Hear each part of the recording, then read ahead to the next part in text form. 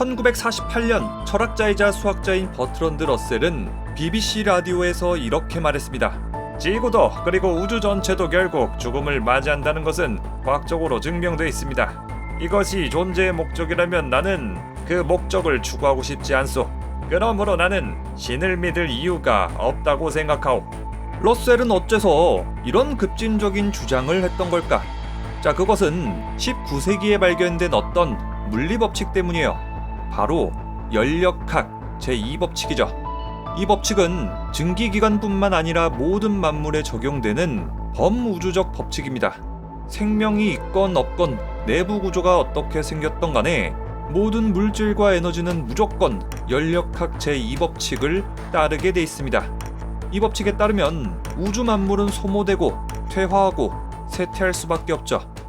아이작 뉴턴의 고전역학에 따르면 모든 물체는 확고한 물리법칙을 따라서 움직입니다. 특정 시간에 물체의 위치와 속도 그리고 그 물체에 작용하고 있는 힘을 알고 있으면 뉴턴의 운동방정식에 따라서 그 물체의 운동 궤적을 예측할 수 있습니다. 고전역학은 특정 물체가 앞으로 어떻게 움직일까를 계산할 때 문제를 최대한 단순하게 만들어서 풀어냅니다. 자, 예를 들어서 한 투수가 야구공을 던진다고 생각해보자. 이 투수가 야구공을 던졌을 때 이 야구공이 앞으로 어떻게 움직일까를 계산하는 건데 이 공 하나 자체를 무거운 입자로 간주하는 거예요. 공의 내부 구조, 공의 재질에 따른 공기저항 같은 거는 무시하고 공의 운동을 대략적으로 근사적인 이론으로 서술하는 거예요. 그리고 이렇게 큰 물체들의 움직임을 계산할 때는 뉴턴 역학에 따라서 계산을 해도 지금까지 별다른 문제가 없었어요. 그런데 산업혁명이 시작되고 과학자들이 증기기관을 다룰 때가 되니까 문제가 생긴 거예요. 뉴턴 역학으로는 증기기관에 대한 공식을 구할 수가 없는 거예요. 자, 생각해보세요. 증기기관에서 피스톤이 한 번 움직일 때마다 수백억 개, 수천억 개의 수증기들 분자들이 움직일 텐데 이렇게나 많은 수증기 분자들을 하나하나 어떻게 계산해요? 자, 그래서 과학자들은 최대한 정보를 단순화시키기로 했습니다. 분자 전체의 움직임을 평균을 내서 통계적으로 분석하는 거죠. 자, 가령 한 사람이 재채기를 언제 할지 예측하는 거는 너무 어렵죠. 하지만 범위를 전체 인구로 확장한다면 1초 동안 전 세계 8만 명이 재채기를 할 것이다. 자, 이런 식으로 재채기에 통계를 넣어서 예측을 훨씬 더 쉽게 만드는 거예요. 이렇게 물리학자들은 증기기관 같이 열역학을 설명해야 될 때 통계적 관점을 사용하면서 일반적인 열물리계의 거동을 체계적으로 설명하고 이해할 수 있게 됐습니다.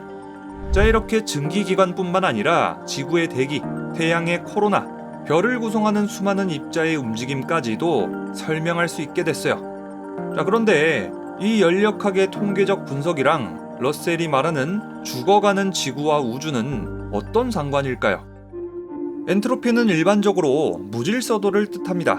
질서정연한 상태는 엔트로피가 낮다고 표현할 수 있고 정리정돈되지 않은 상태라면 엔트로피가 높다고 할 수 있어요. 또 엔트로피는 확률로도 표현할 수 있어요. 간단한 사례를 한번 들어보죠. 자, 여기 동전마다 번호를 새긴 동전 100개가 있습니다. 이 동전 100개를 테이블 위에 쫙 뿌렸을 때 모든 동전이 질서정연하게 앞면만 바라보고 있을 확률은 정말 낮겠죠. 이 경우의 수는 단 한 가지예요. 다음, 동전 99개가 앞면이고 하나만 뒤가 나올 경우의 수는 100가지입니다. 또 동전 100개 중에 2개가 뒷면이 나올 경우의 수는 4950가지가 되고요. 다음, 동전 3개가 뒷면이 나올 경우는 16만 1700가지, 동전 4개가 뒷면이 나올 경우는 대략 400만 가지나 돼요. 경우의 수가 가장 많은 것은 앞면하고 뒷면이 각각 50개씩 있는 경우입니다. 이 값은 무려 1000억 곱하기 10억 곱하기 10억까지에 달해요. 자, 이렇게 뒷면을 볼 개수가 많아질수록 경우의 수는 급격하게 증가합니다. 자, 이제 모든 경우의 수가 계산이 됐어요. 여기서 중요한 건 각 그룹의 경우의 수입니다. 경우의 수가 크면 클수록 무질서도, 엔트로피는 커집니다. 자, 이렇게 동전 100개의 앞뒤 확률을 분석할 때 동전 각각 하나하나를 분석하는 게 아니라 100개를 통째로 확률로 전체적인 분포로 계산하는 거예요. 자, 이제 이 계산법을 연력학에 적용시켜 봅시다. 수증기의 움직임에 동일하게 넣는 거예요. 분자 하나하나를 계산하는 게 아니라 전체적인 확률과 분포를 보고 경우의 수를 계산하는 거예요. 그렇게 하면 우리는 더 이상 분자 하나하나를 계산할 필요가 없이 통계적으로 계산할 수 있는 거예요. 자, 그렇다면 우리 일상에서 높은 엔트로피 그리고 낮은 엔트로피는 뭐가 있을까요? 자, 여기 부엉이가 뜨거운 물로 샤워를 하고 있어요. 자, 샤워를 하고 있다 보면은 샤워실이 증기로 가득 차겠죠. 이 증기 분자들이 욕실 전체에 아주 골고루 퍼져 있으면 엔트로피가 높은 상태예요. 그런데 만약에 이상하게도 물 분자들이 샤워실 전체에 퍼지는 게 아니라 한쪽에만 증기가 몰리고 다른 쪽에는 증기가 없다고 해봐요. 이건 뭔가 이상한 일이 벌어지고 있는 거죠. 절대로 정상이 아니에요. 자, 이렇게 분자들이 좁은 영역에 빽빽하게 모여 있으면 엔트로피가 낮은 상태라고 합니다. 자, 이렇게 엔트로피가 낮은 질서정연한 배열이 만들어지려면 뭔가를 조작하는 강력한 힘이 발휘되지 않는 이상 이런 일이 일어날 확률은 극도로 낮습니다. 우리가 일상에서 경험하는 대부분의 상태는 거의 엔트로피가 높은 상태예요. 경우의 수가 큰 쪽으로 특정 사건이 일어날 확률이 높은 쪽으로 엔트로피가 커지는 방향으로 이 세상이 작동하는 거죠. 자, 이제 연력학 제2법칙의 엔트로피를 연력학 제1법칙 에너지 보존의 법칙하고 같이 봐보죠. 연력학 제1법칙하고 2법칙은 굉장히 밀접하게 연결돼 있어요. 연력학 제1법칙 에너지 보존의 법칙에 따르면 고립계의 에너지 총합은 일정하다고 합니다. 고립계에서는 에너지나 물질이 나가지도 들어오지도 않기 때문에 언제나 에너지의 총합은 변하지 않고 그대로 현상 유지된다고 해요. 에너지는 형태가 변할 수 있을 뿐 새로 만들어지거나 없어질 수 없는 거죠. 자, 만약에 우리 지구를 고립계로 보고 우리 지구가 가지고 있는 모든 에너지의 총합을 1000이라고 치면은 우리가 이 지구 안에서 석유를 떼고 석탄을 떼고 핵폭탄을 터뜨리고 에너지를 막 사용한다고 해도 이 에너지의 형태가 다른 형태로 변할 뿐이지 우리 지구가 가지고 있는 에너지의 총합 1000은 절대로 변하지 않는다 라는 거예요. 자, 가령 다이너마이트를 예로 들어봅시다. 한 곳에 에너지가 응축돼 있는 다이너마이트를 한번 완전하게 단단하게 밀봉된 실험실에서 터뜨려보죠. 자, 이때 다이너마이트를 터뜨리면 에너지가 사라진 것 같지만 이 폭발이 일어난 이후에도 다이너마이트의 에너지는 사라지지 않고 실험실 안에 다른 형태의 에너지로 존재하고 있습니다. 자, 이것이 바로 연력학 제1법칙이죠. 다이너마이트의 에너지는 넓은 영역의 폭발 운동을 일으키면서 다른 형태로 바뀌었기 때문에 재활용이 거의 불가능합니다. 즉, 에너지의 총량은 보존되지만 에너지의 특성은 얼마든지 달라질 수 있다는 거죠. 자, 그런데 이 다이너마이트를 터뜨리는 똑같은 사건을 연력학 제2법칙의 관점에서 봐봅시다. 폭발하기 전의 다이너마이트의 에너지는 좁은 영역에 집중되어 있는 엔트로피가 낮은 상태입니다. 또 사용하기도 쉬운 고품질 에너지에 해당하죠. 하지만 폭발이 일어난 후에는 에너지가 넓게 퍼져버려서 재활용하기 어려운 저품질 에너지로 바뀝니다. 즉, 엔트로피가 높은 상태로 변하는 거죠. 이 다이너마이트의 폭발은 연력학 제2법칙에 따라서 질서 정연함이 무질서로 바뀌는 거예요. 그 말은 뭐다? 낮은 엔트로피는 고품질 에너지, 높은 엔트로피는 저품질 에너지라고 볼 수 있는 거예요. 자, 이렇게 연력학 제1법칙은 시간이 흘러도 에너지의 총량이 변하지 않는다고 하고요. 그리고 연력학 제2법칙은 시간이 흐를수록 에너지의 품질이 저하된다고 해요. 연력학 제2법칙에 따르면 엔트로피는 시간이 흐를수록 증가하는 경향이 있습니다.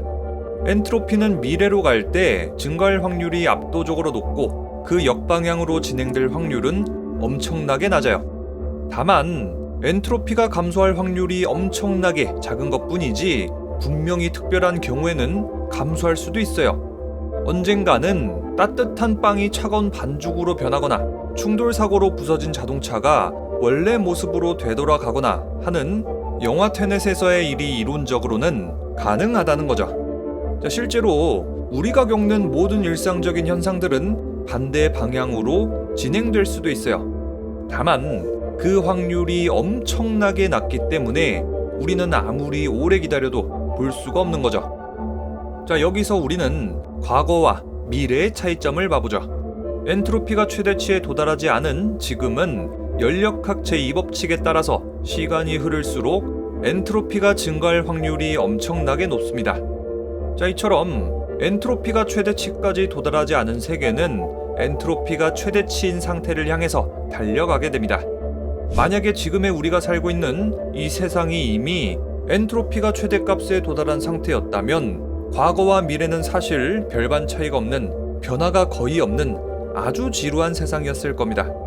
어제도 엔트로피가 최대, 오늘도 최대, 내일도 최대 엔트로피니까요. 앞면하고 뒷면이 50개씩 나온 동전을 아무리 흔들어도 그 배열이 크게 변하지 않는 거랑 같은 이치입니다. 자, 그렇다면 한번 생각해 봅시다. 오늘의 엔트로피가 높은 상태는 어제의 엔트로피가 낮은 상태에서 비롯된 거 아닌가? 이 논리를 적용해서 엔트로피가 낮았던 과거로 계속 돌아가 봅시다. 100만 년 전, 10억 년 전 계속해서 과거로 가다 보면 결국은 엔트로피가 가장 낮았던 우주의 기원, 즉 빅뱅까지 도달하게 됩니다. 빅뱅이 일어났던 무렵에는 엔트로피가 상상을 초월할 정도로 낮았던 덕분에 지금도 최고 엔트로피에 도달하지 못했고, 그로 인해서 과거와 다른 미래가 펼쳐지고 있는 겁니다. 자, 부엉이들, 영화 테넷 다들 기억하시죠? 테넷에서는 엔트로피라는 키워드가 계속해서 등장하는데, 근데 이게 연력학 제1법칙 그리고 2법칙도 알아야 되기 때문에 보통 어려운 게 아니란 말이에요. 그런데 제가 얼마 전에 읽었던 브라이언 그린의 도서 엔드 오브 타임은 이 연력학 그리고 엔트로피에 대해서 무진장 쉽게 알려줘요. 그래서 여러분들이 이 연력학을 조금 쉽게 이해하고 싶다, 영화 테넷을 보고 나서 엔트로피를 좀 이해하고 싶다 하시면은 이 책을 보시면은 정말 딱 좋을 거예요. 또 이 책은 도서의 맨 앞에다가 연력학의 개념을 먼저 설명하고 나서 엔트로피까지 설명하고 나서 이거를 독자들이 전부 다 이해했다 라고 하면 그때서야 연력학을 기반으로 더 심도 있고 재밌는 이야기로 넘어가요. 가령 인간을 비롯한 생명체가 어떻게 생겨난 건지, 마음과 생각, 언어란 무엇인지, 인간의 두뇌는 어떤 구조로 작동하고 또 어떻게 생겨난 건지, 우리 우주랑 지구가 도대체 어쩌다가 창조된 건지, 마지막으로 우리 지구 그리고 우주의 종말까지에 대해서까지 얘기하죠. 자, 정말 신기한 것이 이 모든 것을 연력학 그리고 엔트로피를 기반으로 설명한다는 거예요. 그만큼 이 연력학이라는 게 우리가 살고 있는 이 우주를 꿰뚫는 아주 중요한 법칙이라는 거죠. 자, 그래서 우리 부엉이들도 제가 만든 이 영상을 보면 아마 연력학이랑 엔트로피에 대해서 어렴풋하게나마 이해할 수는 있을 테지만, 그래도 저는 기왕이면 이 브라이언 그린의 책 엔드 오브 타임을 꼭 보시면 좋겠어요. 정말 이해하기 쉽고 또 재밌거든요. 자, 그리고 이 책은 미국에서 2020년에 출간된 직후에 과학 분야 1위를 차지했고요. 우리나라에서도 출간 직후 과학 도서 분야의 스테디셀러에 올라가 있어요. 아직까지도 베스트셀러죠. 자, 그만큼 많은 독자들의 검증이 이미 이뤄졌다는 거예요. 참고로 저도 이게 사실 이 책을 소개하는 것 자체가 홍보건이기는 한데, 홍보가 들어오기 전부터 이미 내 돈 주고 내가 사서 다 읽었다. 그런데 책 다 읽고 나서 몇 달 후에 광고가 들어오더라. 자, 어쨌든 브라이언 그린의 엔드 오브 타임 여러분들께 추천드리면서 저는 다음에 더 재미있는 컨텐츠로 돌아오도록 하겠습니다. 그럼 지금까지 저는 리뷰형이었습니다.